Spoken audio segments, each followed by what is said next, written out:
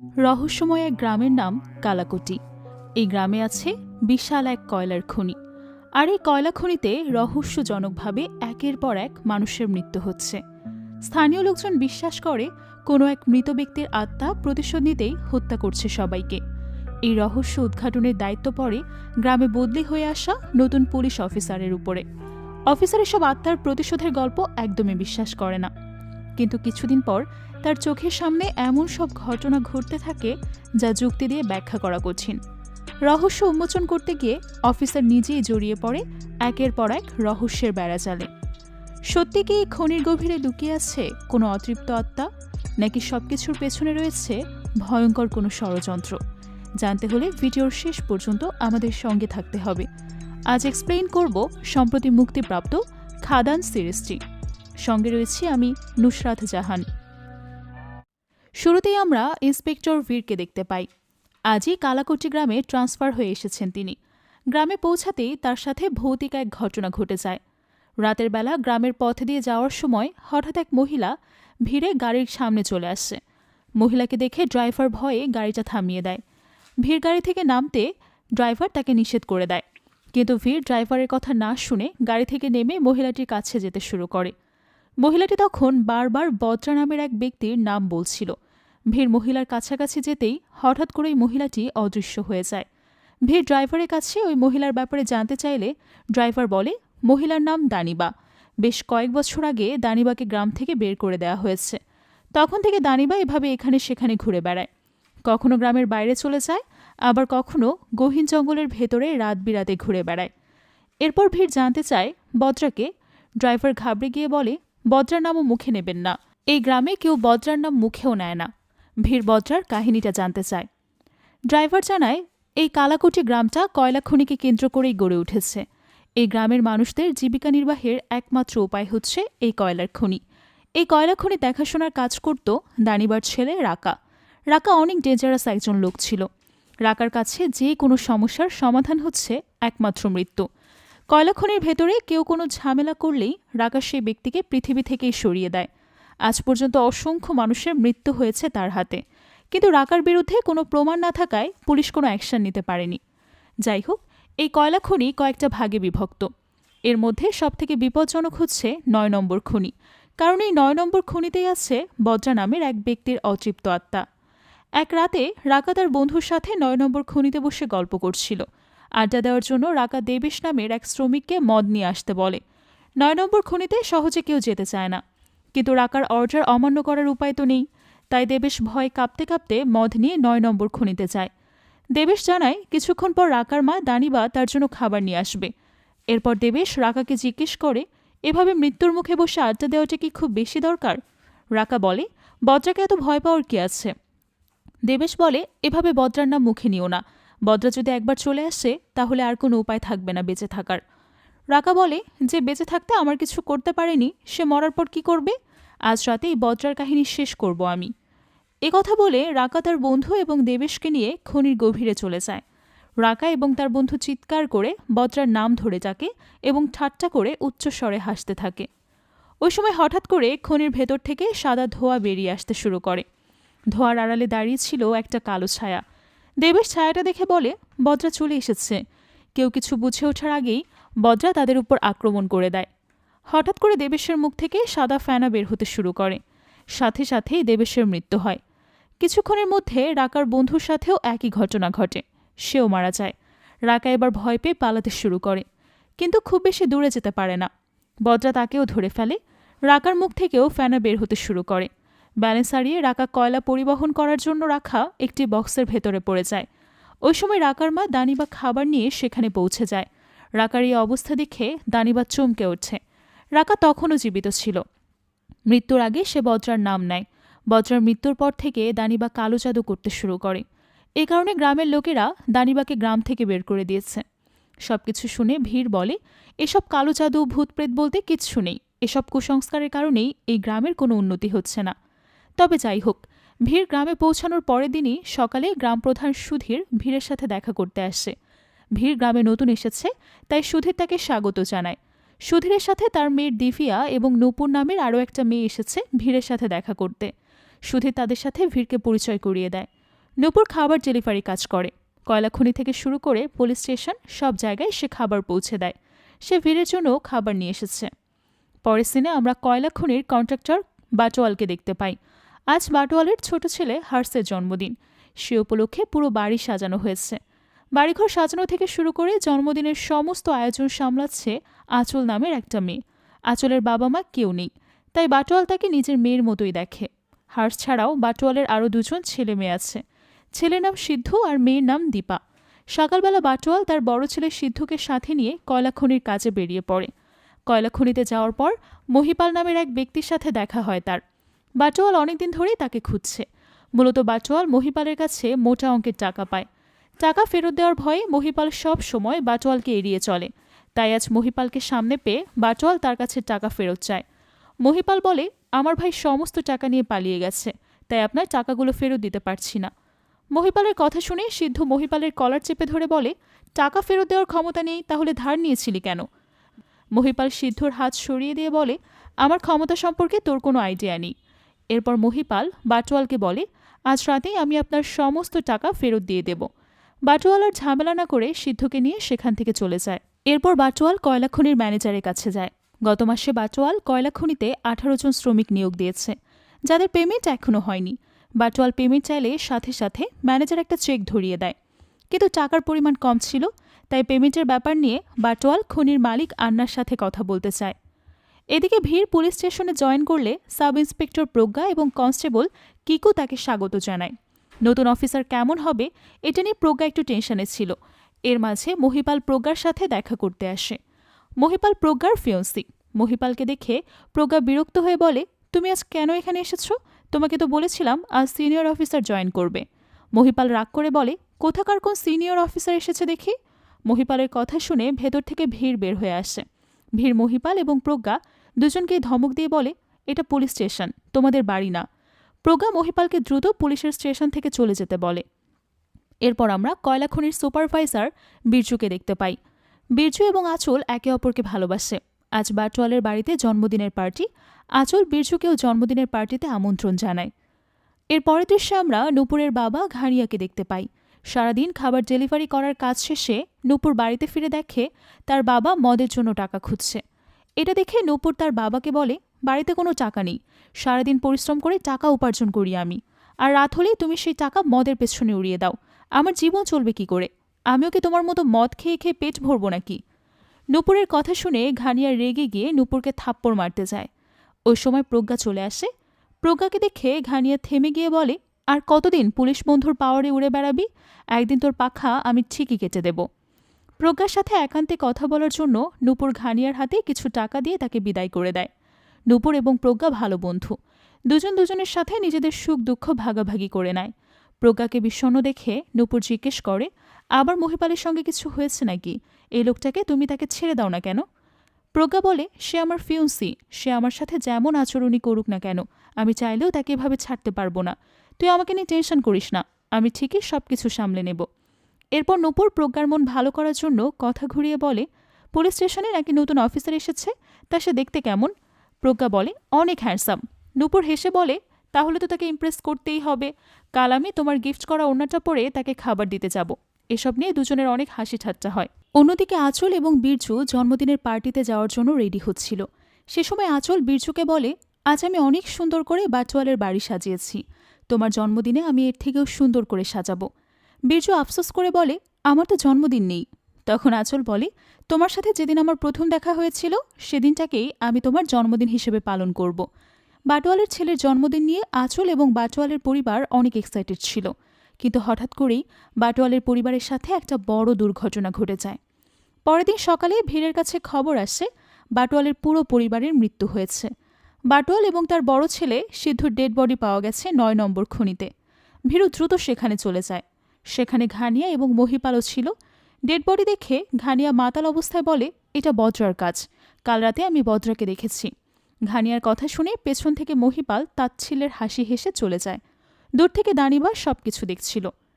বাটোয়াল এবং তার পরিবারের মৃত্যুর ব্যাপারে কথা বলার জন্য ভিড় বীরজু ও আঁচলকে পুলিশ স্টেশনে ডেকে নেয়, কারণ গতরাতে বীরজু এবং আঁচলই প্রজ্ঞাকে তাদের মৃত্যুর খবর দিয়েছিল।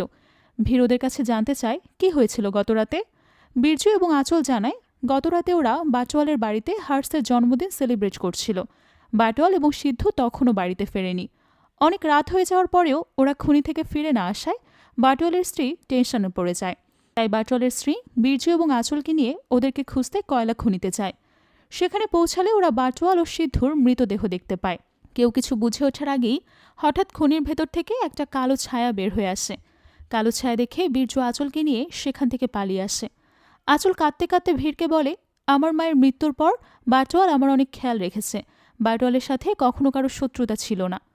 সবকিছু শুনে ভীর বলে, বাটোয়ালের মেয়ে দীপা তো বাড়িতে ছিল, তার মৃত্যু কিভাবে হলো? দীপার মৃত্যুর কথা শুনে আঁচল ঘাবড়ে যায়। সে জানত না দীপারও মৃত্যু হয়েছে। হঠাৎ আঁচলের হার্সের কথা মনে পড়ে। আঁচল জানতে চায় হার্স কোথায়। ভীর বলে, হার্সকে খুঁজে পাওয়া যাচ্ছে না। এ কথা শুনে আঁচল আরও বেশি কাঁদতে শুরু করে। বীর্যু আঁচলকে সান্ত্বনা দিয়ে বলে, তুমি টেনশন করো না, হার্স অবশ্যই বেঁচে আছে, ওকে আমরা অবশ্যই খুঁজে বের করব। প্রজ্ঞা ভীরকে বলে, যত দ্রুত সম্ভব হার্সকে খুঁজে বের করা উচিত আমাদের। সত্যি সত্যি যদি খুনগুলো বদরা করে থাকে তাহলে হার্সের জীবন ঝুঁকিতে রয়েছে। ভীর রেগে গিয়ে বলে, তুমি কি আমার সাথে মজা করছো? তোমার এখনও মনে হয় সবকিছু ভূত করছে? প্রজ্ঞা বলে, এসব শুনতে আজব মনে হলেও এটাই সত্যি। নূপুরের বাবা ঘানিয়া নিজের চোখে বদরাকে দেখেছে। ভীর রেগে গিয়ে বলে, মৃত মানুষ কখনো ফিরে আসে না, এসব আত্মার পেছনে ছোটা বন্ধ করো, আসল অপরাধীকে খোঁজার চেষ্টা করো। এ কথা বলেই ভীর পুলিশ স্টেশন থেকে বের হয়ে যায়। এর কিছুক্ষণ পর মহিপাল প্রজ্ঞার সাথে দেখা করতে যায়। মহিপাল প্রজ্ঞার কাছে বাটোয়াল কেসের আপডেট জানতে চায়। প্রজ্ঞা বলে, সাধারণ পাবলিককে কেসের আপডেট জানানোর কোনো নিয়ম নেই। এ কথা শুনে মহিপাল প্রজ্ঞার মুখ চেপে ধরে বলে, আমি কোনো সাধারণ পাবলিক না, আমি তোর হবু হাজব্যান্ড, আমার সাথে বেশি বাড়াবাড়ি করবি না। প্রজ্ঞা বলে, কাল আমি তোমার বাড়িতে গিয়েছিলাম, তোমাকে পাইনি। কাল রাতে তুমি কোথায় ছিলে? বাটোয়ালের সাথে তো আমার ঝামেলা চলছিল তোমার, তাই না? মহিপাল বলে, তুই কি আমাকে সন্দেহ করছিস নাকি? বেশি বাড়াবাড়ি করলে পুলিশের চাকরি বাদ দিয়ে তোকে বাড়িতে বসিয়ে রাখবো। মনে নেই ঘানিয়া কি বলেছিল? এই সব কিছু বদরা করেছে, আর এটাই সত্যি। এদিকে ভীর বাটোয়ালের পরিবারের মার্ডারের ব্যাপারে কথা বলার জন্য গ্রাম প্রধান সুধীরের কাছে যায়। সুধীরের কাছে বাটোয়ালের ব্যাপারে জানতে চাইলে সে বলে, বাটোয়াল অনেক ভালো মানুষ ছিল, সে কখনো কারো ক্ষতি করেনি, বরং অসংখ্য মানুষকে কয়লা খনিতে চাকরির ব্যবস্থা করেছে। ওরা এসব নিয়ে কথা বলছিল, তখন সুধীরের মেয়ে দিভিয়া এসে জানায়, কয়লা খনির ম্যানেজার সুধীরের সঙ্গে দেখা করতে এসেছে। সুধীর ম্যানেজারের সাথে কথা বলতে চায়। ওই সময় দিভিয়া ভীরকে বলে, বাটোয়ালের ব্যাপারে ভালোভাবে জানতে হলে বাটোয়ালের বন্ধু আন্নার সাথে দেখা করুন, সে ভালো বলতে পারবে। অন্যদিকে প্রজ্ঞা বাটোয়ালের মার্ডারের ব্যাপারে কথা বলতে ঘানিয়ার কাছে যায়। প্রজ্ঞা ওই রাতের কথা জানতে চাইলে ঘানিয়া বলে, তোমাকে এসব বলে আমার কী লাভ? প্রজ্ঞা বলে, আমি চাইলে আপনাকে বাটোয়ালের মার্ডার কেসে জেলে ঢুকাতে পারবো। আপনি যদি ওই রাতে সমস্ত ঘটনা সত্যি বলেন তাহলে আপনাকে জেলে দেব না, এটাই আপনার লাভ। এবার ঘানিয়া জানায়, ওই রাতে নূপুরের কাছে টাকা নেওয়ার পর ঘানিয়া মদ কিনতে চায়। ওই সময় মদের দোকান বন্ধ ছিল, তাই ঘানিয়া দোকানের দরজা ধাক্কাধাক্কি করতে শুরু করে। ওই সময় সে মদের দোকানের পাশ দিয়ে বদ্রাকে হেঁটে যেতে দেখে। প্রজ্ঞা জানতে চায়, বদ্রা বাটোয়ালের বাড়ি থেকে কয়লা খনির দিকে যাচ্ছিল নাকি কয়লা খনি থেকে বাটোয়ালের বাড়ির দিকে যাচ্ছিল। ঘানিয়া বলে, কয়লা খনি থেকে বাটোয়ালের বাড়ির দিকে বদ্রাকে যেতে দেখেছে সে। প্রজ্ঞা যখন নূপুরের বাড়িতে ঘানিয়াকে জিজ্ঞাসাবাদ করছিল, ওই সময় নূপুর ছিল মহিপালের বাড়িতে। নূপুর অনেক আগে থেকেই মহিপালকে পছন্দ করে। দুজনের মধ্যে একটা অবৈধ সম্পর্ক আছে, যেটার ব্যাপারে প্রজ্ঞা কিছুই জানে না। প্রজ্ঞার চোখ ফাঁকি দিয়ে ওরা দুজন প্রায়ই অনৈতিক কাজে লিপ্ত হয়। যেখানে প্রজ্ঞা নূপুরকে নিজের সব থেকে ভালো বন্ধু মনে করে, সেখানে নূপুর প্রজ্ঞাকে দিনের পর দিন ধোঁকা দিয়ে যাচ্ছে। যাই হোক, প্রজ্ঞা রাতের বেলা ইনভেস্টিগেশন করার জন্য ওই মদের দোকানের কাছে যায়। আশেপাশের এরিয়া ভালোভাবে চেক করলে প্রজ্ঞা সেখানে একটা সিসিটিভি ক্যামেরা দেখতে পায়। অন্যদিকে ভীর দিভিয়ার কথা মতো আন্নার সাথে দেখা করতে যাওয়ার ডিসিশন নেয়। জঙ্গলের পথে দিয়ে যাওয়ার সময় হঠাৎ করে একটা জায়গায় ভীরের বাইক বন্ধ হয়ে যায়। ভীর অনেক চেষ্টা করেও স্টার্ট করতে পারে না। ওই সময় জঙ্গলের আড়াল থেকে কেউ একজন ভীরকে বাবা বলে ডাকে। ভীর পেছনে তাকালে নিজের ছেলেকে দেখে। ভীর তার ছেলের কাছে যেতে চায়, কিন্তু ছেলেটা ধরা দেয় না। সে ছুটে গিয়ে খাদ থেকে নিচে লাফ দেয়। নিচে ছিল বিশাল এক খাল। ভীর ছেলের পিছু পিছু যায়, কিন্তু পানিতে কাউকেই দেখতে পায় না, কারণ এটা ছিল ভীরের হ্যালুসিনেশন। ভীরের ছেলে কিছুদিন আগেই মারা গেছে। ভীর যখন বুঝতে পারে তার হ্যালুসিনেশন হচ্ছে, তখন সে ফিরে যেতে চায়, কিন্তু সেখানে থাকা একটা পাথরে হোঁচট খেয়ে সেই খালের মধ্যে পড়ে যায়। পানির নিচে চোখ খুলতেই ভীর একেবারে হতবাক হয়ে যায়, কারণ সেখানে ছিল অগণিত মৃতদেহ। মৃতদেহগুলো বড় বড় পাথরের সাথে বেঁধে রাখা হয়েছে। যার কারণে সেগুলো পানির উপর উঠতে না পেরে পানির নিচেই ভাসছিল।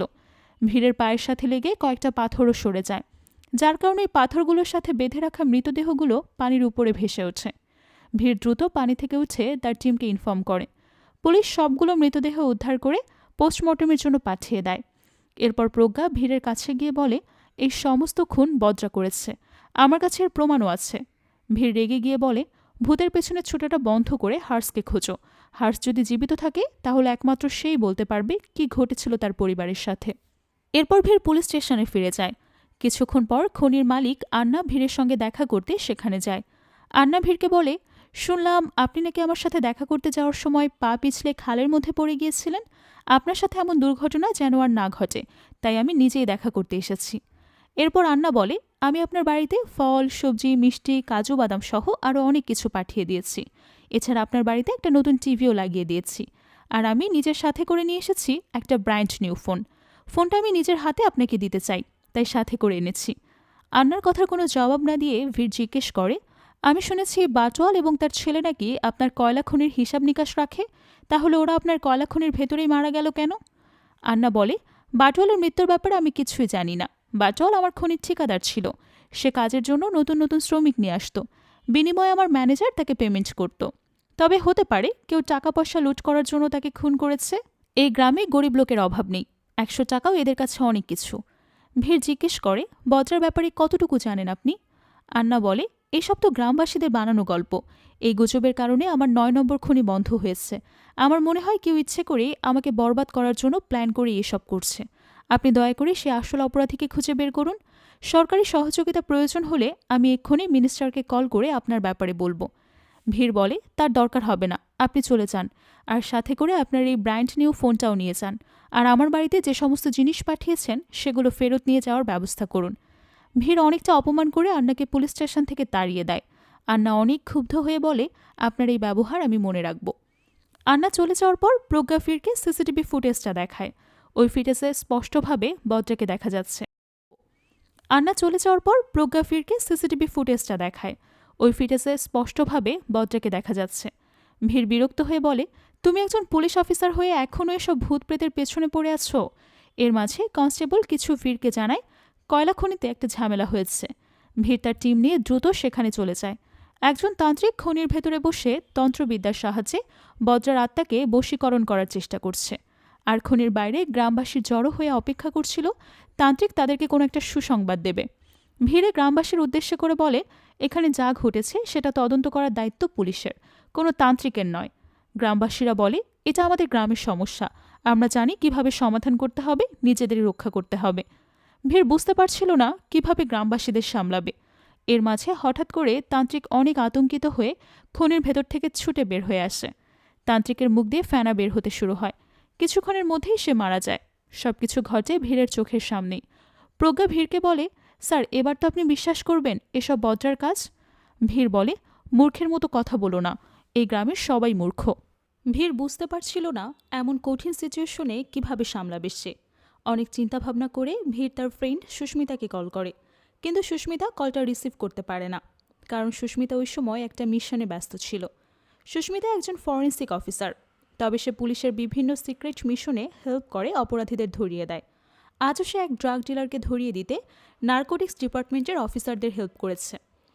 অন্যদিকে ভিড় কোনো উপায় না পেয়ে আবারও গ্রামপ্রধান সুধীরের সাথে দেখা করতে যায়। ভিড় সুধীরকে বলে, গ্রামের লোকেরা ভূতের অন্ধবিশ্বাসের কারণে মার্ডার কেসগুলো নিয়ে কোনো রকম কথা বলতে রাজি হচ্ছে না। স্থানীয় লোকজন যদি কথা না বলে তাহলে আমরা কেসটা কিভাবে সলভ করব? সুধীর বলে, 9 নম্বর খনির রহস্য মোটেও অন্ধবিশ্বাস না। বছরের পর বছর ধরে 9 নম্বর খনি বন্ধ ছিল, কিন্তু রাকার মৃত্যুর পর হঠাৎ সেটা আবার চালু হয়েছে। রাকার মা নিজেই গ্রামের সবাইকে বলেছে বজ্রাই তার ছেলেকে হত্যা করেছে। আর তান্ত্রিকের সাথে কি হয়েছে সেটা তো সবাই দেখেছে, আপনি নিজেও দেখেছেন। জানি না কে 9 নম্বর খনির বন্ধ দরজা খুলে দিয়ে বজ্রার অতৃপ্ত আত্মাকে মুক্ত করেছে। ভিড় সুধীরের কাছে জানতে চায় রাকার মা দানিবা এখন কোথায় থাকে। সুধীর দানিবার ঠিকানা দিলে ভিড় প্রজ্ঞাকে নিয়ে দানিবার সাথে দেখা করার উদ্দেশ্যে বেরিয়ে পড়ে। অন্যদিকে বীর্য এবং আঁচল জঙ্গলের ভেতরে তন্ন তন্ন করে হার্সকে খুঁজে বেড়াচ্ছে। হার্সকে কোথাও না পেয়ে আঁচল অনেক বেশি ভেঙে পড়ে। এদিকে ভিড় এবং প্রজ্ঞা দানিবার কাছে পৌঁছে যায়। ওদেরকে দেখে দানিবা পালিয়ে যাওয়ার চেষ্টা করে। ভিড় তাকে পিস্তলের ভয় দেখিয়ে থামিয়ে দেয়। এরপর ভিড় দানিবার কাছে বজ্রার ব্যাপারে জানতে চায়। দানিবা বলে, খবরদার, বজ্রার নাম মুখে নেবে না। বজ্রা ফিরে এসেছে, গ্রামের সবাইকে শেষ করার আগে বজ্রাকে থামাতে হবে।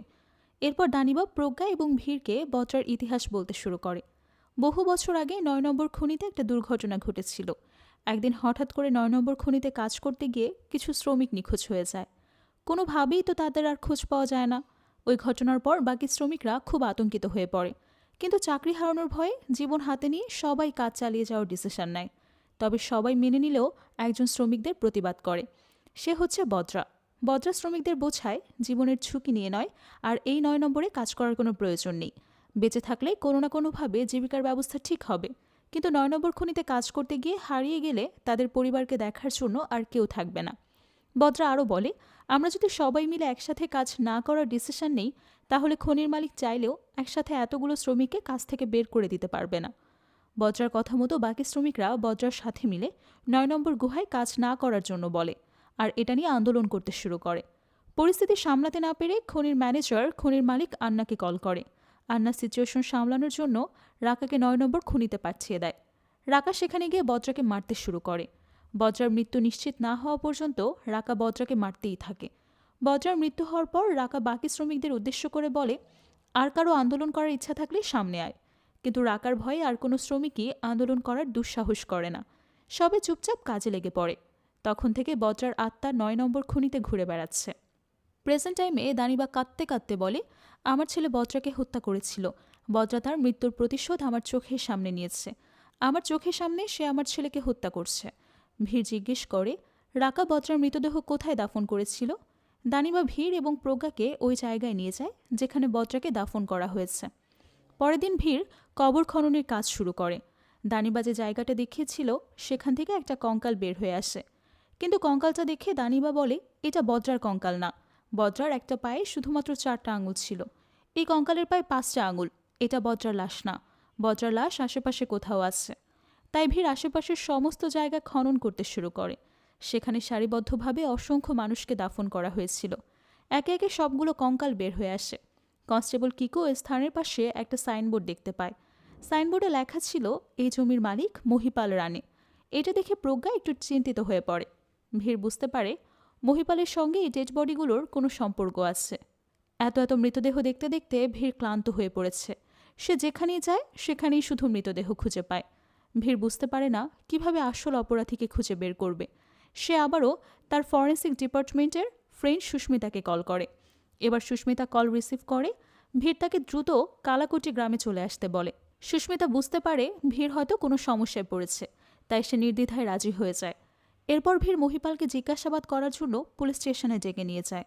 ভিড় মহিপালকে জিজ্ঞেস করে ওই জমিগুলো মহিপালের নিজের কিনা। মহিপাল অনেক গর্ব করে বলে, এই এলাকার চোখ মেলে তাকালে যত জমি দেখা যাবে সব আমার। ভিড় বলে, তাহলে তো জমির নিচে পুঁতে রাখা লাশগুলোও তোমার। মহিপাল বলে, এটা আবার কেমন কথা? জমি আমার, কিন্তু জমির নিচে কিছু খুঁজে পাওয়া গেলে সেটা তো আমার নয়। ভিড় বলে, তুই গলায় যে নকল সোনার জুয়েলারি পরে থাকিস, এটা দেখলেই বোঝা যায় তোর ক্ষমতা কতটুকু। তোর মতো ধার করা টাকায় বেঁচে থাকা লোক কীভাবে এতগুলো জমির মালিক হলো? তোকে ভদ্রভাবে জিজ্ঞেস করছি, তাই সত্যি কথা বল। মহিপাল মুখ কালো করে জবাব দেয়, বাটোয়াল দিয়েছিল। ভিড় থানায় বসে সিসিটিভি ফুটেজ চেক করছিল। এরই মাঝে প্রজ্ঞা এসে তাকে জানায় সে ডেড বডিগুলো পোস্টমর্টেমের জন্য পাঠিয়ে দিয়েছে। তবে এতদিনেও যেহেতু বাটোয়াল তার পরিবারের পোস্টমর্টেম রিপোর্ট হাতে আসেনি, তাই এই বডিগুলোর রিপোর্ট হাতে পাওয়ার আশাটাও করা যাচ্ছে না। সেটা শুনে সে একটু টেনশনে পড়ে যায়, তবে কোনো রিয়্যাক্ট করে না। তখন প্রজ্ঞা আবারও তাকে বলে, স্যার, আমরা যদি শহরের মিডিয়াতে বিষয়টা জানিয়ে দিই তাহলে কেমন হয়? মিডিয়ার প্রেশারে ডিপার্টমেন্ট দ্রুত অ্যাকশন নিতে বাধ্য হবে, আর কেসটাও তাড়াতাড়ি সলভ হয়ে যাবে। তখন ভিড় তাকে স্পষ্ট ভাষায় জানিয়ে দেয় মিডিয়া যেন এই ব্যাপারে কোনো কিছুই জানতে না পারে।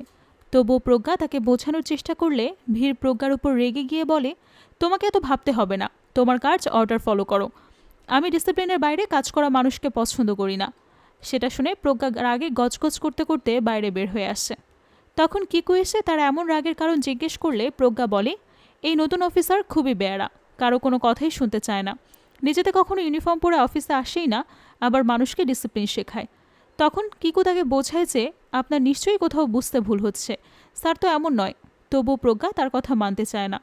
তখন কিকু নিজের ওয়াইফের একটা গল্প শুনিয়ে তাকে শান্ত করে। তখন প্রজ্ঞা তাকে বলে, আপনার ওয়াইফ সত্যি অনেক ভালো, তবে এই কেসটা আমি যেভাবেই হোক সলভ করব, আর এখান থেকে প্রমোশন এবং ট্রান্সফার নিয়ে বের হয়ে যাব, দেখে নেবেন। পরদিন সকাল সকাল সুস্মিতা পৌঁছে যায় ভীরের বাড়িতে। ভীর তাকে ভেতরে নিয়ে গিয়ে কেসের সব কিছু খুলে বলে। তার সন্দেহ হচ্ছিল যে বাটওয়ালের মৃত্যুর সাথে অন্যান্য খুনগুলোর নিশ্চয়ই কোনো কানেকশন আছে। সেটা শুনে সুস্মিতা বলে, তুমি টেনশন করো না, যদি কোনো কানেকশন থেকেও থাকে আমি সেটা খুঁজে বের করব। তখন ভীর তাকে রিকোয়েস্ট করে তার পুরো সেট আপ গ্রামে করে কেস সলভ না হওয়া পর্যন্ত তার সাথেই থাকবে। সুস্মিতাও তার কথায় রাজি হয়ে যায়। এরই মাঝে নূপুর আসে ভীরের সাথে দেখা করতে। সেখানে সুস্মিতাকে দেখে মুখটা তার কালো হয়ে যায়। সে ভীরের কাছে জানতে চায় ওই ম্যাডামটা কে। ভীর বলে উনিও একজন অফিসার, কেসে সাহায্য করতে এসেছে।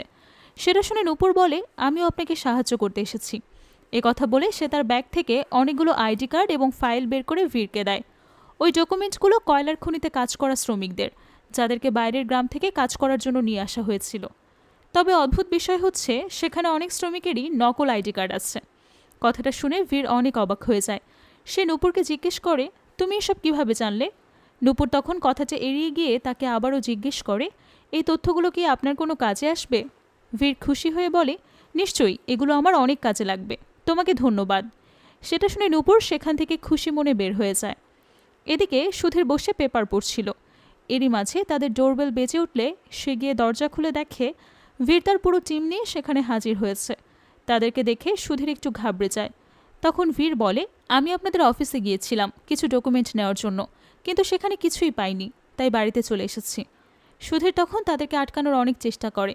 ভীরকে বলে, আপনি কষ্ট করে কেন আসলেন, আমাকে বলুন, ডকুমেন্টটা আমি পাঠিয়ে দেব। কিন্তু ভীর তার কোনো কথা না শুনেই বাড়ির ভেতরে ঝুঁকে তার টিমকে পাঠিয়ে দেয় পুরো বাড়ি সার্চ করতে। এসব দেখে সুধীর খুবই ভয় পেয়ে যায়। সে ভীরকে শাসানোর চেষ্টা করলে ভীর উল্টো তাকেই শাসাতে শুরু করে। তখন সুধীর আর কিছু বলার সুযোগ পায় না। এদিকে প্রজ্ঞা ফাইলগুলো খোঁজাখুঁজি করতে করতে একটা ইনফরমেশন পায়, আর সাথে সাথেই কিকুর হাতে ফাইলটা ধরিয়ে দিয়ে বলে, কেসটা ক্লোজ হয়ে গেছে। এটা বলেই সে তৎক্ষণাৎ সেখান থেকে বের হয়ে যায়। এরই মাঝে ভীর এসে ফাইলটা চেক করলে জানতে পারে সেখানে বাইরের গ্রাম থেকে আসা সব শ্রমিকের ডিটেলস দেওয়া আছে। তবে টেনশনের বিষয় হচ্ছে সেখানে তাদের আসার কথাগুলো এন্ট্রি করা আছে ঠিকই, তবে ফিরে যাওয়ার বিষয়টা এন্ট্রি করা নেই। আর এই লোকগুলোর বর্তমানে কোনো হদিসও পাওয়া যাচ্ছে না। সেখানে নূপুরও ছিল। তার কাছ থেকে জানা যায় ওই গায়েব হয়ে যাওয়া লোকগুলো সবাই ৯ নম্বর খনিতেই কাজ করত। একথা শুনেই ভীর সুধীরকে তুলে নিয়ে যায় থানায়, কারণ এই প্রশ্নগুলোর উত্তর একমাত্র সেই দিতে পারবে। থানায় নিয়ে গিয়ে যখন ভীর তাকে ওই গায়েব হওয়া লোকগুলোর ব্যাপারে জিজ্ঞেস করে, তখন সুধীর পুরো বিষয়টাই অস্বীকার করে যায়। কিন্তু যখন ভীর তার সামনে ওই নকল আইডি কার্ডগুলো বের করে দেয়, তখন ভয়ে বেচারার গলা শুকিয়ে যায়।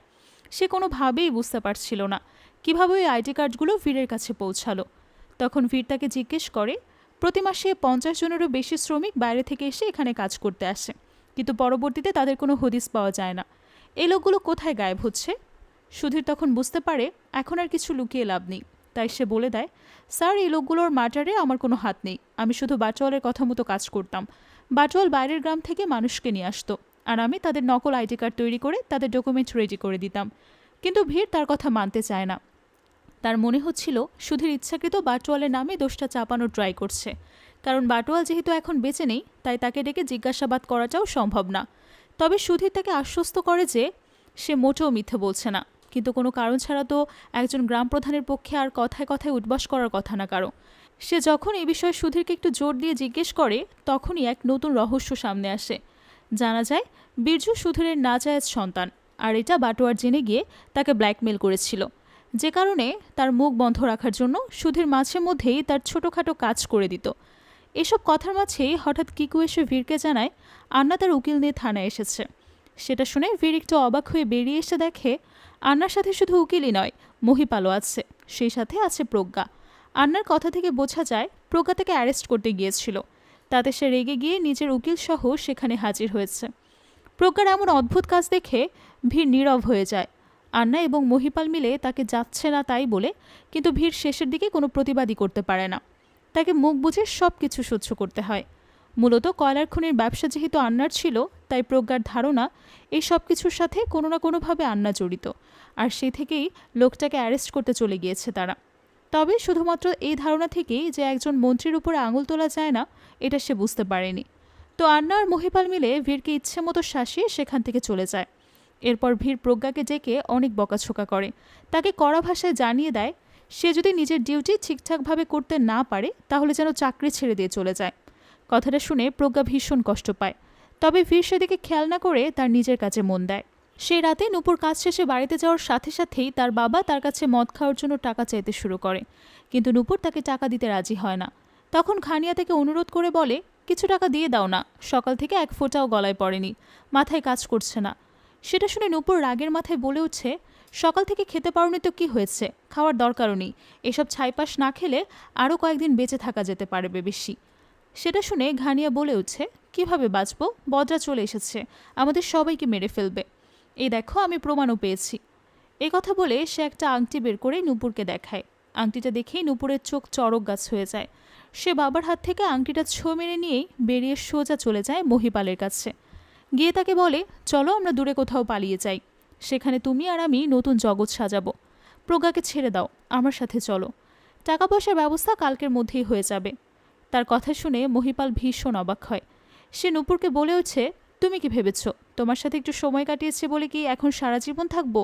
তোমার মতো মেয়েরা সংসারের জন্য নয়, সময় কাটানোর জন্যই ভালো। তার কথা শুনে নূপুরের মন ভেঙে যায়। তাকে দেখে বোঝাই যাচ্ছিল সে মহিপালকে ভালোবাসতে শুরু করেছে, তবে সহজে ভেঙে পড়ার মানুষ সে নয়।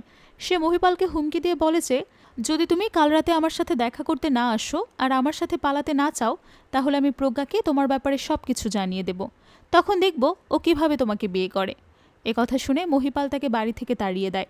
তবে তারও একটু টেনশন হচ্ছিল, যদি নূপুর প্রজ্ঞাকে সব কিছু বলে দেয় তাহলে কি হবে।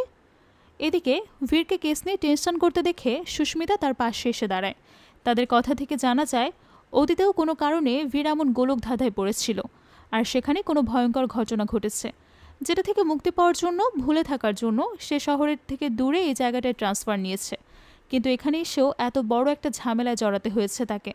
কোনোভাবেই কেসটা সলভ করার কোনো ক্লু সে খুঁজেই পাচ্ছে না। এসব নিয়ে ভীর খুবই বিরক্ত ছিল। তখন সুস্মিতা তাকে সান্ত্বনা দেয়, তাকে বোঝায় যে এই কাজের জন্য সে একেবারেই পারফেক্ট, এই কারণেই ঘুরে ফিরে তার ভাগ্যেই এমন জটিল কেস পড়ে। সেখানে কথায় কথায় সুস্মিতা বলে উঠছে, নূপুর মেয়েটাকে দেখে মনে হলো ও তোমাকে পছন্দ করে, কিন্তু ভীর তার কথা মানতে চায় না। তখন সুস্মিতা বলে, তুমি এসব কিভাবে বুঝবে, তোমার সামনে যদি কেউ নিজের হৃদয় উজাড়ও করে দেয় তাও তুমি তার ফিলিংসটা বুঝতে পারবে না। তার কথা শুনে বোঝা যাচ্ছিল হয়তো সেও ভীরকে মনে মনে পছন্দ করে, তবে কখনোই সেটা প্রকাশ করতে পারেনি। এরই মাঝে ভীর তাকে জিজ্ঞেস করে, তোমার সেই একতরফা ভালোবাসার মানুষের কি খবর? সুস্মিতা তখন খুব কৌশলে সেটা এড়িয়ে যায়। পরদিন প্রজ্ঞা থানায় যাওয়ার সাথে সাথেই কিকু তাকে বলে, ম্যাম তাড়াতাড়ি গিয়ে স্যারের সাথে দেখা করুন, উনি অনেকক্ষণ ধরে অপেক্ষা করছে আর আপনাকে খুঁজছে। সেটা শুনে প্রজ্ঞা দৌড়ে চলে যায় ভীরের রুমে। তখন ভীর বলে, প্রত্যেক পুলিশের জীবনের প্রথম কেসটা তার জন্য খুব স্পেশাল হয়, আমার জন্যও ছিল। জীবনের প্রথম একটা সিরিয়াল কিলারের কেস পেয়েছি আমি। কেস সলভ করার জোশ দেখাতে গিয়ে আমি রিসার্চে নেমে পড়ি, আর সেখানে নিজের ছোট ছোট ভুলের কারণে প্রমাণগুলো নষ্ট হয়ে যায়, আর সে কিলার ছাড়া পেয়ে যায়। এরপর আমি তাকে অনেক খোঁজার চেষ্টা করেছি, কিন্তু পাইনি। যখন তার দেখা পেলাম তখন সে আমার সব কিছু শেষ করে দিল। এটুকু বলতে না বলতেই তার গলা ভারী হয়ে আসে। তবে সে নিজেকে সামলে প্রজ্ঞাকে বুঝায় যে কোনো কেস সলভ করার থেকেও বেশি জরুরি তার সত্যিটা জানা। অতিরিক্ত উৎসাহ দেখাতে গেলেই কোনো না কোনো সমস্যায় পড়তে হবে, আর সেই সমস্যা তার জীবনে ভয়ঙ্কর রূপ ধারণ করতে পারে। প্রজ্ঞা তখন নিজের ভুলটা পরিষ্কারভাবে বুঝতে পারে। সে সাথে এটাও বোঝে যে ভীর তাকে বকাঝকা করেছিল শুধুমাত্র তাকে ভুল করা থেকে আটকানোর জন্যই। তাই ভীরের প্রতি মনে মনে তার যত রাগ ছিল সব ধুয়ে মুছে চলে যায়। সেই রাতে নূপুর কয়লার খনির কাছে গিয়ে কারোর জন্য অপেক্ষা করতে থাকে। কিছুক্ষণের মধ্যে একটা লোক তার সামনে এসে দাঁড়ায়। নূপুর তাকে দেখে বলে, আমি জানতাম তুমি ঠিক আসবে, বলো কী ডিসিশন নিলে। তার এই কথা শুনে লোকটা তার উপর অ্যাটাক করে বসে। তবে লোকটা কে ছিল সেটা জানা যায় না। পরদিন গ্রামের একজন থানায় ফোন করে নূপুরের মৃত্যুর খবরটা জানায়। সে কথা শুনে প্রজ্ঞার মাথায় যেন আকাশ ভেঙে পড়ে, কারণ নূপুর তার কাছে শুধু বন্ধুই ছিল না, তার বোনের মতো ছিল। সে নূপুরের ডেড বডির ছবিটা দেখে কাঁদতে থাকে। সেটা দেখে কিকু তার কাছে তাকে সান্ত্বনা দেয়। তাকে বলে, আমি আপনার কষ্ট বুঝতে পারছি, তবে আমার ওয়াইফ বলে কিছু জিনিস সময়ের উপর ছেড়ে দিতে হয়, সময় ধীরে ধীরে সব কিছু ঠিক করে দেয়। কথা শুনে প্রজ্ঞা রাগের মাথায় বলে উঠছে, আপনার ওয়াইফের সাথে তো ওই একই ধরনের কোনো ঘটনা ঘটেনি, সেজন্য সে এত জ্ঞান দিতে পারে। তাকে বলে দিবেন আগে তার সাথে ঘটুক, তারপর যেন সেসব জ্ঞান দিতে আসে। কথাটা শুনে কিকু মন খারাপ করে বলে, ম্যাম, তাকে কিছু বলার জন্য তো তার আমার সাথে থাকা দরকার। কথাটা শুনে প্রজ্ঞা হতবাক হয়ে যায়। তখন কিকু তাকে জানায় যে তার ওয়াইফ অনেক আগেই মারা গেছে, তবে সে তার ওয়াইফকে অনেক ভালোবাসত, তাই তার স্মৃতি আর গল্পগুলো আঁকড়ে ধরে বেঁচে আছে। কথাটা শুনে প্রজ্ঞা খুব ইমোশনাল হয়ে পড়ে। সে তার আচরণের জন্য কিকুর কাছে ক্ষমা চায়।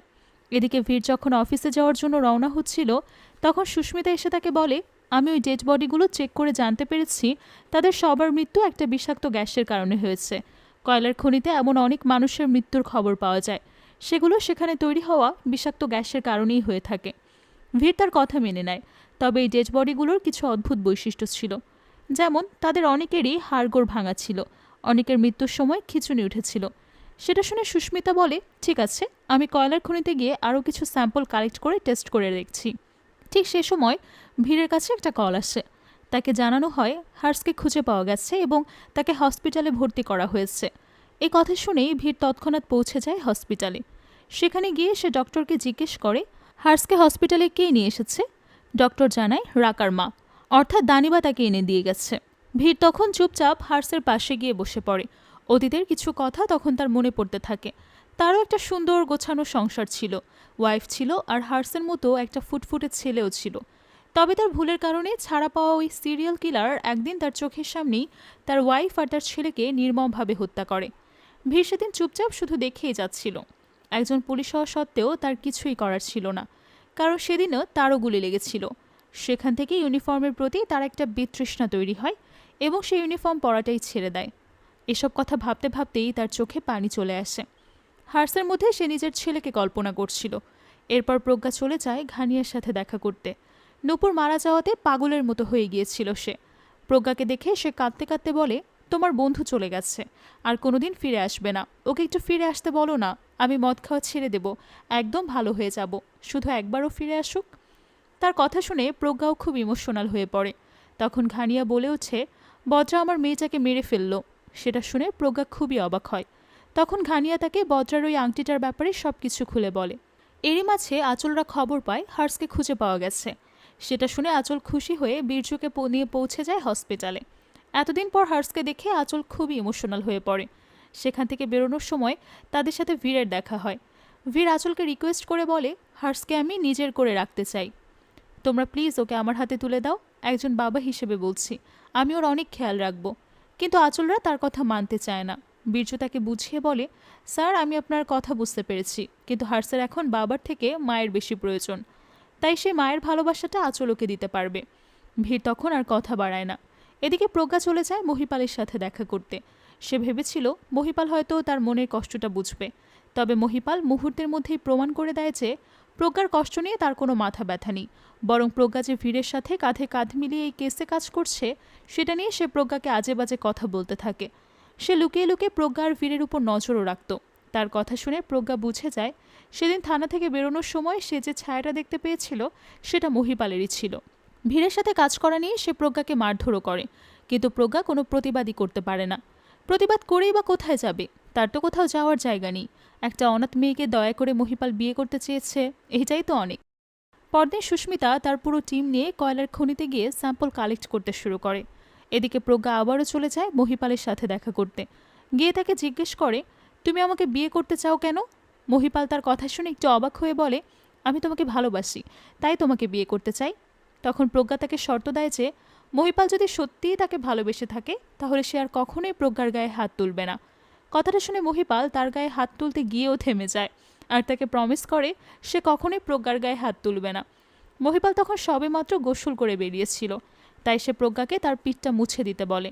প্রজ্ঞাও তখন খুশি মনে তার পিঠটা মুছতে গিয়ে দেখে টয়লেটটা ময়লা হয়ে আছে, তাই সে হ্যাঙ্গার থেকে পরিষ্কার টয়লেট নিতে গেলে তার চোখে পড়ে নূপুরের সেই ওড়নাটা, যেটা সে নিজেই নূপুরকে কিনে দিয়েছিল। প্রজ্ঞা সেটা দেখে হতবাক হয়ে যায়। সে মহিপালকে এই ব্যাপারটা জিজ্ঞাসা করলে সে ব্যাপারটা এড়িয়ে যাওয়ার চেষ্টা করে। সে প্রজ্ঞাকে বোঝানোর চেষ্টা করে যে ওই ওড়নাটা সে প্রজ্ঞার জন্যই কিনে এনেছে। প্রজ্ঞা তখন বুঝে যায় মহিপাল কিছু একটা লুকানোর চেষ্টা করছে, তবে এবার আর প্রজ্ঞা তাকে ছাড় দেয় না। সে কড়া গলায় মহিপালকে জিজ্ঞেস করে, তুমি কি করেছো নূপুরের সাথে? তুমি কি ওকে মেরে ফেলেছ? সেটা শুনে মহিপাল ক্ষেপে গিয়ে বলে, আমি কেন ওকে মারতে যাব, আমি কিছুই করিনি।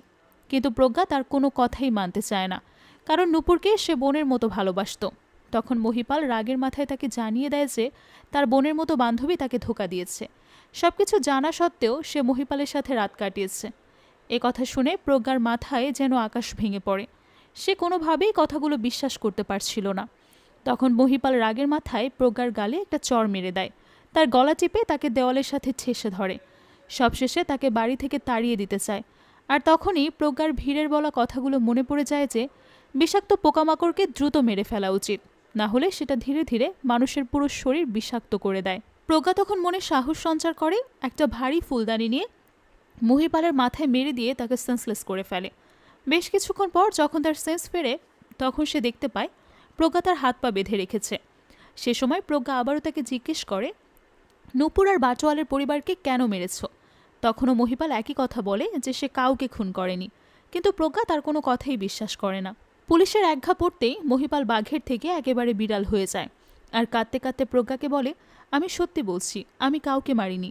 ওই রাতে নূপুর আমার কাছে এসেছিল, ও আমার সাথে পালিয়ে যেতে চাচ্ছিল আর বলেছিল ও অনেক টাকা পেতে চলেছে। তার কথা শুনে প্রজ্ঞা অবাক হয়ে যায়। সে জিজ্ঞেস করে নূপুর কোথা থেকে টাকা পাবে, কিন্তু এই ব্যাপারে মহিপালের জানা ছিল না। তবে প্রজ্ঞার মহিপালের কথাগুলো হজম হচ্ছিল না, তাই সে মহিপালকে প্রচণ্ড মারধর করে। পরদিন বেচারা আহত হাত পা নিয়ে পৌঁছে যায় থানায় প্রজ্ঞা নামে কমপ্লেইন করার জন্য। তার এমন বেহাল দশা দেখে কিকু মনে মনে ভীষণ খুশি হয়। এমন সময় বীর এসে বলে, তোমার কোনো কমপ্লেইন লেখা হবে না। এরই মাঝে প্রজ্ঞা চলে আসলে মহিপাল প্রজ্ঞার সামনে বীরকে শাসানোর চেষ্টা করে। তবে বীর কী জিনিস তা হয়তো সে এখনও বুঝতে পারেনি। সে মহিপালের হাতটা মুচড়ে ধরে বলে, আমার সামনে এসব হিরোগিরি দেখাতে আসবে না, এখন থেকে যেন প্রজ্ঞার আশেপাশে তোমাকে না দেখি। মহিপাল তখন বুঝে যায় এখানে ঝামেলা করলে তারই বিপদ, তাই সে চুপচাপ সেখান থেকে বের হয়ে যায়। আর বেরোনোর সময় প্রজ্ঞা তাকে তাদের এঙ্গেজমেন্টের রিংটা ধরিয়ে দিয়ে সব সম্পর্কের ইতি টেনে দেয়। এরই মাঝে বীরের কাছে সুস্মিতা ফোন করে কিছু ইনফরমেশন দেয়, আর সেটা শোনা মাত্রই প্রজ্ঞা তার টিম নিয়ে পৌঁছে যায় আন্নার কাছে। তাকে সসম্মানে ধরে নিয়ে আসে থানায়। এরপর বীর তাকে সুস্মিতার পাঠানো ফরেন্সিক রিপোর্টটা দেখিয়ে বলে, এতদিন যাবৎ যাদের ডেড বডি পাওয়া গেছে তারা সবাই একটা ভয়ঙ্কর বিষাক্ত গ্যাসের কারণেই মারা গেছে, আর সেই গ্যাসের স্যাম্পল পাওয়া গেছে ৯ নম্বর খনিতে। এখন বাকি গল্পটা আপনি বলুন। একথা শুনে আন্না বুঝে যায় তার আর পাওয়ার কোনো রাস্তা নেই। তবুও সে ভীরকে ভয় দেখানোর একটা শেষ চেষ্টা করে, তবে তাতে কোনো লাভ হয় না। তাই শেষমেশ সে বাধ্য হয়ে বলতে শুরু করে যে, আমি শুরু থেকেই খনিতে বিষাক্ত গ্যাসের লিকেজের ব্যাপারটা জানতাম, কিন্তু এতে যদি আমি কাজ বন্ধ করে দিতাম তাহলে আমার অনেক ক্ষতি হতো। তাই আমি বাটোয়ালকে দিয়ে দ্বিগুণ পারিশ্রমিকে বাইরের গ্রাম থেকে শ্রমিক আনিয়ে ৯ নম্বর খনিতে কাজ করাতাম, আর তারা মরে গেলে বাটোয়ালই সেসবের লাশের ব্যবস্থা করত। কিন্তু গ্রামের লোকেরা এই বজ্রার ভূতের গল্প বানিয়ে আমার ব্যবসাটাই বন্ধ করে দিল। ব্যাস, এর বাইরে আমি কিছুই জানি না। বীরের ওয়ার্ডার তখন আন্নাকে সেখান থেকে সরিয়ে নিয়ে গেলে প্রজ্ঞা বীরকে জিজ্ঞেস করে, আন্না সবার কথাই তো বলল, কিন্তু বাটোয়ালের খুনের কথাটা বলল না কেন? তার মৃত্যুও তো একইভাবে হয়েছে। তখন বীর তাকে জানায় বাটোয়াল এবং নূপুরের খুন ভিন্ন বিষয়ে হয়েছে, আর তাদের মৃত্যুর পর তাদের হাড়গুলো ভেঙে দেওয়া হয়েছে, যাতে সেগুলোকেও বজ্রার হাতে ভিকটিমদের সামিল করা যায়। অর্থাৎ নূপুর আর বাটোয়ালের খুনের সাথে কয়লার খনির কোনো সম্পর্ক নেই। এই নতুন খনির ব্যাপারে শুধুমাত্র একটা মানুষই জানত, সেটা হচ্ছে হার্স, কিন্তু সে তো এখন হসপিটালাইজড। তাই ফির প্রজ্ঞাকে হসপিটালে ফোন করে হার্সের ব্যাপারে খোঁজ নিতে বলে। তবে প্রজ্ঞা ফোন করার আগেই হসপিটাল থেকে ফোন করে জানানো হয় হার্সকে খুঁজে পাওয়া যাচ্ছে না। এটা শুনে ভীর খুবই অবাক হয়। তার পুরো টিম হার্সকে খোঁজার কাজে লেগে পড়ে। এই কেসটা সলভ করতে গিয়ে ভীরের সেই পুরনো কেসটার কথা মনে পড়ে, তাই সে এতদিন পর আবারও তার ইউনিফর্ম গায়ে তোলে। তাকে প্রথমবার ইউনিফর্মে দেখে সবাই অবাক হয়ে যায়। এরপর সবাই মিলে ওই নতুন খুনের ব্যাপারে ডিসকাস করতে থাকে। সেখান থেকে একে একে এই কেসে জটিল গিটগুলো খুলতে থাকে। সুস্মিতা জানায় খনি থেকে বের হওয়া গ্যাসের কিছু সাইড ইফেক্ট আছে। ওই গ্যাসের কারণে মানুষের হ্যালুসিনেশন হয়, অদ্ভুত অদ্ভুত জিনিস কল্পনা করতে থাকে তারা। আর এই কারণেই সেদিন মৃত্যুর আগে রাকা ওই ধোঁয়ার ভেতরে বজ্রার ছায়া দেখছিল। তখন প্রজ্ঞার মনে প্রশ্ন জাগে যে, বজ্রার যদি কোনো অস্তিত্ব না থাকে তাহলে সিসিটিভি ফুটেজে কাকে দেখা যায়, আর সেদিন ঘানিয়াই বা কাকে দেখেছিল? তখন বীর বলে, ঘানিয়া যে বজ্রাকেই দেখেছে তার তো কোনো প্রমাণ নেই। সে একটা মানুষকে দেখেছে যার সারা গায়ে ছাই মাখা ছিল। এটা তো যে কোনো মানুষ হতে পারে। তখন প্রজ্ঞা বলে, আমার মনে হয় এই কাজের সাথে কোনোভাবে মহিপালের কানেকশন আছে, কারণ মহিপাল আর বাটোয়ালের মধ্যে টাকা পয়সা নিয়ে দ্বন্দ্ব ছিল এবং নূপুরের সাথেও তার অবৈধ সম্পর্ক ছিল। তাছাড়া মহিপালের হাইট আর ফিগার অনেকটাই বজ্রার সাথে মেলে। কথা শুনে বীর মহিপালকে অ্যারেস্ট করার অর্ডার দেয়। তাকে থানায় তুলে এনে প্রজ্ঞা তাকে অনেক মারধর করে। তারা এতদিনের জমানো রাগ একে একে উসুল করতে থাকে। সেই সাথে মহিপালের পেট থেকে সত্যিটা বের করারও চেষ্টা করে, কিন্তু তাতেও কোনো লাভ হয় না। মহিপালের কথার কোনো পরিবর্তনই হয় না। তখন ভীর ঘানিয়াকে এনে মহিপালের আংটি দেখিয়ে জিজ্ঞেস করে সেদিন বজ্রার হাত থেকে পড়ে যাওয়া আংটিটা এমন ধরনের দেখতে ছিল কিনা। ঘানিয়া বলে, না স্যার, এমন ছিল না, আংটিটা কালো ছিল। ভীর তখন বুঝে যায় মহিপাল আসলেই নির্দোষ, তবে দোষী তাদের চোখের সামনেই আছে, কিন্তু তারা দেখতে পাচ্ছে না। এরই মাঝে আমরা আঁচল আর বীরজুকে দেখতে পাই। তারাই হার্সকে হসপিটাল থেকে তুলে এনেছিল। তো বীরজু তখন আঁচলকে বলে, আমরা হার্সকে ছেড়ে দিই, ও তো কথাও বলতে পারে না, কানেও শুনতে পারে না, আবার পড়াশোনাও জানে না যে লিখে কাউকে বোঝাতে পারবে, তাহলে ক্ষতিটা কোথায়? তখন আঁচল বলে, কথা বলতে পারে না তো কি হয়েছে, দেখতে তো পারে, আরও আমাদের দেখে ফেলেছে, ওকে এখন কোনোভাবেই ছাড়া যাবে না। তখনই গল্পের আসল রহস্য সামনে আসে। মূলত বজ্রার ভূতের গল্পের মূল চরিত্র হচ্ছে বীরজু, আর তাকে আড়াল থেকে গাইড করা ব্যক্তিটা হচ্ছে আঁচল। তারাই বাটোয়ালের পরিবারকে মারার জন্য এই পুরো গল্পটা সাজিয়েছে। কিন্তু তারা এমনটা কেন করলো, এটা জানার জন্য আমাদের একটু অপেক্ষা করতে হবে। তো বাটোয়ালের পরিবারের শেষ চিহ্ন ছিল হার্স, তাই আঁচল এবার বীরজুকে বলে তাকেও শেষ করে দিতে। এত ছোট একটা বাচ্চাকে বীরজু মারতে চাচ্ছিল না, কিন্তু আঁচল তাকে জোর করে রাজি করায়। বীরজুর কাছে পৃথিবীর সবচেয়ে প্রিয় মানুষ ছিল আঁচল, তাই তার কথায় সে ফেলতে পারে না। আঁচল তখন নিজ হাতে তাকে খনিতে নিয়ে যাওয়ার জন্য তৈরি করে দেয়। এরপর বীরজু হার্সকে নিয়ে চলে যায় ৯ নম্বর খনিতে। তাদেরকে রওনা করে দিয়ে আঁচল বাটোয়ালের পরিবারের ছবিটা অ্যালবাম বের করে দেখতে থাকে। সে অ্যালবামের প্রত্যেকটা ছবিতে লাল রঙের ক্রস দেওয়া ছিল, সেখানে নূপুরের ছবিও ছিল। এসব দেখতে দেখতেই হঠাৎ ডোর বেলটা বেজে ওঠে। ততক্ষণে বীরজু হার্সকে নিয়ে খনিতে পৌঁছে যায়। তবে সৌভাগ্যবশত হার্সের কোনো ক্ষতি হওয়ার আগেই পুলিশ সেখানে পৌঁছে যায়। তখন জানা যায় বীর প্রথম দিনেই বীরজুর হাতের আংটির নিশান দেখেছিল। এরপর যখন বজ্রার আংটির মালিককে খুঁজে পাওয়া যাচ্ছিল না, তখন সে নিজের সন্দেহ দূর করার জন্য বীরজুর বাড়িতে যায়। আর সেখানে গিয়ে চেয়ারে ছাই দেখে তার সন্দেহ সঠিক প্রমাণ হয়, আর সে তার টিমকে নিয়ে খনিতে পৌঁছে যায়। তো বীরজুকে তারা সারেন্ডার করতে বললে সে কোনোভাবেই পুলিশের কথা মানতে চায় না। তখন প্রজ্ঞা গাড়ির ভেতর থেকে আঁচলকে বের করে এনে তার মাথায় পিস্তল ঠেকিয়ে বীরজুকে ভয় দেখায় যে সে সারেন্ডার না করলে পুলিশ আঁচলকে মেরে ফেলবে। বীরজু ভেবে পাচ্ছিল না সে কি করবে। তখন প্রজ্ঞা তার সামনেই আঁচলকে মেরে ফেললে বীরজু সেটা দেখে খুবই ভয় পায়। সে হার্সকে ফেলে দৌড়ে চলে আসে আঁচলের কাছে, আর বীর গিয়ে তখন হার্সকে সামলায়। এমন সময় জানা যায় মেয়েটা আঁচল ছিলই না, সে ছিল সুস্মিতা। তবে আঁচল সে সময় গাড়ির ভেতরেই ছিল। যাই হোক, হার্সের অবস্থা তখন বেশ খারাপ ছিল, তাই ফির সুস্মিতার কিকুকে দিয়ে তাকে হসপিটালে পাঠিয়ে দেয়। এরপর আঁচল আর বীরজুকে একসাথে বসিয়ে জিজ্ঞেস করে তারা কেন এমনটা করেছে। তখন গল্পের আসল রহস্য সামনে আসে। মূলত আঁচল যখন খুব ছোট ছিল তখন তার বাবাকেও বাইরের গ্রাম থেকে এনে এখানে কাজ করতে নিয়ে আসা হয়, কিন্তু একদিন হঠাৎ করে লোকটা গায়েব হয়ে যায়। সে কোথায় আছে, কি করছে, কোনো কিছুই জানা যায় না। আঁচলের মা তখন আঁচলকে নিয়ে তার বাবাকে খুঁজতে আসে। বাটোয়াল তখন আঁচলের মাকে বোঝায় যে তার স্বামী অন্য মেয়ের সাথে সম্পর্ক করে পালিয়ে গেছে। প্রথমে আঁচলের মা সেটা বিশ্বাস করতে না চাইলেও ধীরে ধীরে ব্যাপারটা মেনে নিতে শুরু করে। কিন্তু একদিন আঁচলের বাবার গায়েব হওয়ার আসল রহস্য তার সামনে চলে আসে। সে স্টোররুমে পড়ে থাকা ফাইল থেকে জানতে পারে ওই খনিতে কাজ করতে গিয়ে ওই বিষাক্ত গ্যাসের কারণে সে মারা গেছে। তবে এই বিষয়টা কাউকে জানানোর আগেই বাটোয়ালের কাছে গিয়ে সে ধরা পড়ে যায়। তখন বাটোয়ালের আদেশে রাকা নির্মমভাবে তাকে মেরে ফেলে। বিজয় পুরো ঘটনার প্রত্যক্ষদর্শী, কিন্তু কাউকে কিছু বলার মতো সাহস ছিল না। এরপর বাটোয়াল আঁচলকে বোঝায় যে তার বাবা মা তাকে ফেলে পালিয়ে গেছে। সেখান থেকেই বুক ভরা কষ্ট নিয়ে বড় হতে থাকে মেয়েটা। ছোটবেলা থেকেই বীরজুর সাথে তার খুব ভালো বন্ধুত্ব। তারা যত বড় হতে থাকে আঁচলের প্রতি বীরজুর দুর্বলতা ততটাই বাড়তে থাকে। আঁচলকে মন থেকে ভালোবেসে ফেলে সে, তাই মেয়েটার কষ্ট সহ্য করতে না পেরে একদিন বীরজু তাকে সব কিছু জানিয়ে দেয়। আর সেখান থেকে আঁচলের প্রতিশোধের গল্প শুরু। সম্পূর্ণ প্ল্যানিং করে বীরজুর মাধ্যমে সবাইকে মারতে শুরু করে। সবকিছু জানার পর ভীর যখন এই মার্ডার কেসে আঁচল আর বীরজু দুজনকেই দোষারোপ করছিল, তখন আঁচল বলে ওঠে, আমি তো কাউকে খুন করিনি, সবাইকে বীরজু মেরেছে। আমি ওকে কখনোই খুন করার জন্য জোরও করিনি, ও যা করেছে নিজের ইচ্ছেতেই করেছে। কথাটা শুনে বীরজু যেন আকাশ থেকে পড়ে। যে মানুষটাকে সে নিজের থেকেও বেশি ভালোবাসত সেই নাকি আজ তাকে ধোঁকা দিচ্ছে। তার মনে পড়তে থাকে কিভাবে তার শত নিষেধ করা সত্ত্বেও আঁচল তাকে দিয়ে জোর করে এই কাজগুলো করিয়েছে। কিন্তু ইন্টারেস্টিং বিষয়টা হচ্ছে পুলিশের হাতে ধরা পড়ে আঁচল এমন একটা ভাব করে যেন সে বীরজুকে চেনেই না। সব কিছু জেনে বুঝেও বীরজু সব দোষ নিজের ঘাড়েই নিয়ে নেয়। এত বড় ধোঁকা পাওয়ার পরেও আঁচলের কোনো ক্ষতি হোক সেটা সে চায় না। এটা দেখে বীরের তার উপর খুব রাগ হয়। কিন্তু বীরজু কোনোভাবেই আঁচলকে দোষারোপ করতে রাজি না। কি আর করার, পুলিশকে তখন বাধ্য হয়ে আঁচলকে ছেড়ে দিতে হয় আর বীর্যকে অ্যারেস্ট করে নিয়ে যাওয়া হয় থানায়।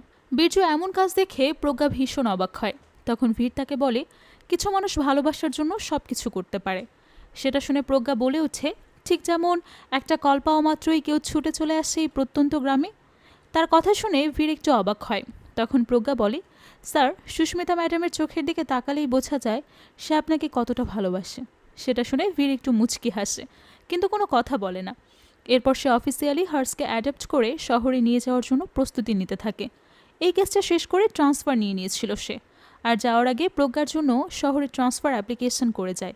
বাড়ি থেকে রওনা হওয়ার সময় সুস্মিতার লেখা একটা চিঠি পায় সে। সেখানে লেখা ছিল, আমি অতীতের জিনিসগুলো ভুলে সামনে এগোনোর চেষ্টা করছি। আমার সে একতরফা ভালোবাসার মানুষটা তুমি ছিলে। সেটা জেনে বীরের একটু মন খারাপ হয়। তবে সুস্মিতা যেহেতু মুভ অন করার সিদ্ধান্ত নিয়েছে, তাই নিজের জটিল জীবনে আর তাকে জড়াতে চাচ্ছে না সে। তার থেকে ভালো সে হার্সকে নিয়ে তার বাকি জীবনটা কাটিয়ে দিতে পারবে। সবশেষে আমাদের দেখানো হয় আঁচল ওই ফটো অ্যালবামটা নিয়ে কয়লার খনিতে দাঁড়িয়ে আছে। সেখানকার ছবিগুলো উল্টে পাল্টে দেখার সময় একটা ছবি মাটিতে পড়ে যায়। আঁচল কৌতূহলবশত ছবিটা তুলে দেখে সেটা তার নিজের ছবি, আর সেই ছবিতেও লাল রং দিয়ে ক্রস দেওয়া। তাহলে কি নতুন কোনো গল্পের সূত্রপাত হতে যাচ্ছে? এই সাসপেন্সের মধ্য দিয়ে এই আজকের গল্পটা শেষ হয়ে যায়। যেহেতু শেষে একটা প্রশ্ন রেখে গল্পটা শেষ হয়েছে, তাই আশা করা যায় আমরা খুব দ্রুতই এই সিরিজের দ্বিতীয় পার্ট পেতে চলেছি। আজকের গল্পটা যদি আপনাদের কাছে ভালো লেগে থাকে তাহলে অবশ্যই আমাদের কমেন্ট করে জানাবেন। আমরা দ্বিতীয়বার রিলিজ হওয়া মাত্রই তার গল্পটা নিয়ে আপনাদের সামনে হাজির হব। ততদিন আপনারা অন্যান্য গল্পগুলো দেখতে থাকুন। সঙ্গে থাকার জন্য অসংখ্য ধন্যবাদ।